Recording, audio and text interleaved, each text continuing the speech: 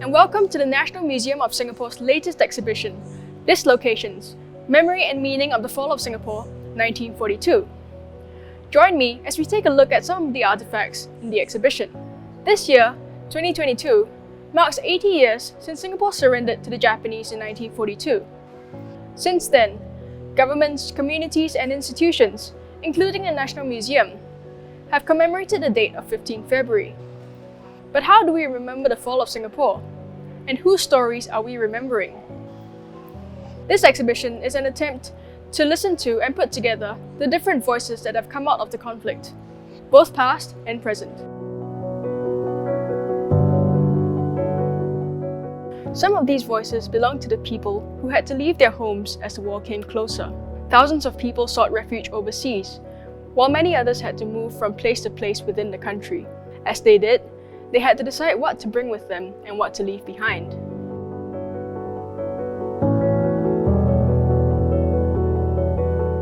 Many wondered whether they would ever see their homes again.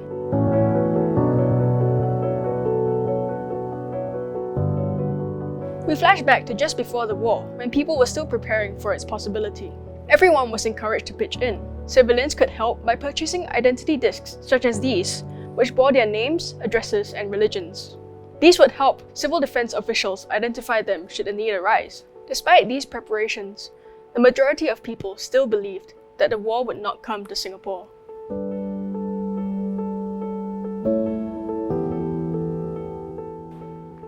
Yet on 8 December 1941, war arrived.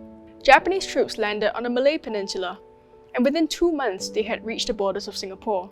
The island was described in the Illustrated London News as a beleaguered fortress. The accompanying map sketches out Singapore's positions for international audiences in February 1942.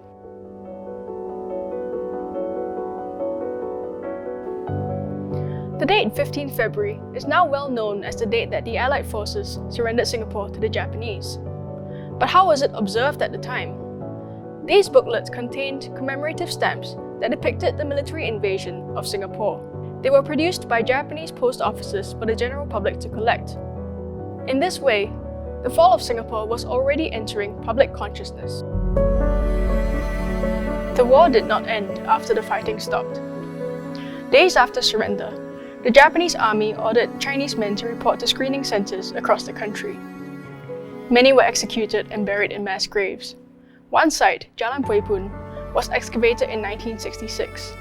These watches, pipes, and keys are the personal artifacts that remain from those who were buried there.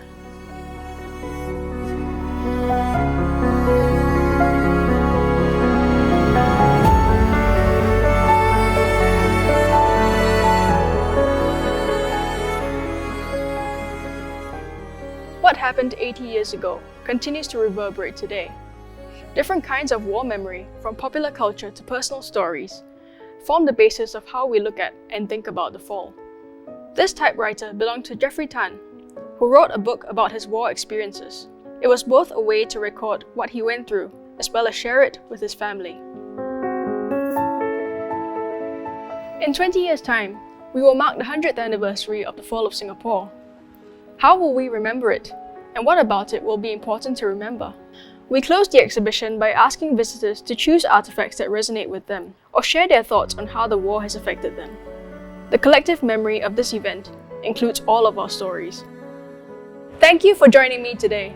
I hope that you will enjoy the exhibition as much as we have enjoyed putting it together for you. The exhibition would not have been possible without the support of our donors, lenders, and partnering institutions and museums. Thank you for your invaluable contribution to the exhibition.